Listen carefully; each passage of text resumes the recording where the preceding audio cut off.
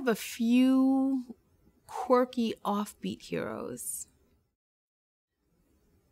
I have three, I'd say I have four heroes, but we can group the first set of heroes together. My mother and my father were my heroes. Mommy and Daddy encouraged me. They pushed me. They encouraged me to dream. They encouraged me to study. I remember Daddy picking me up, calling my father and saying, Daddy, they're going to let me go into surgery and watch surgery at Metropolitan Hospital.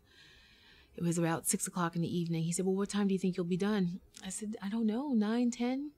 He said, you stay as long as the surgery runs. This is an experience of a lifetime. I don't want you to miss it. Daddy picked me up at 2 o'clock in the morning.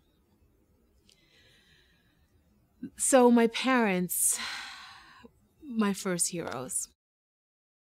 An offbeat hero, because I don't think people recognize this about him. Jesus Christ actually had a really radical relationship with women for his day. Letting, if you read the stories, if you just think about the social justice implications, letting a woman who was constantly menstruating touch him and then engaging her, he should have been ceremonially unclean and she should have been cast out somewhere. Or healing a widow's son because that was her only means of support. Or talking to Mary Magdalene the prostitute.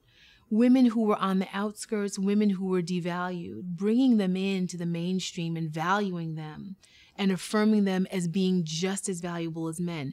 Mary and Martha have every right to learn just as much as the men do. So that, to me, was a kind of a radical spin on gender equity from someone like Jesus Christ, who's not, you think about him maybe with social justice, but not necessarily with gender. And I'd say a third hero of mine is Nelson Mandela. I've done a lot of work around democratization and how military governments fall and how people who've been oppressed get a voice. And when you look around at people who've been involved in social justice movements at a national level, who then become prime minister or president, the track record's not great. Most of them get into power, they hang on to power, and they don't leave.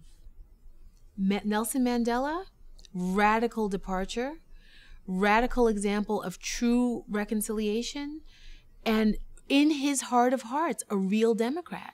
I'm going to serve my term, and when my term is done, I am leaving. We can't say that about other national liberation leaders who were his contemporaries. And so he's a standout for me. And I had the opportunity to visit South Africa 3 times. My second visit was to Cape Town, and I made the pilgrimage to Robben Island and was just deeply moved. And he set the pattern for how South Africa would do reconciliation. There was every reason to expect bloodshed.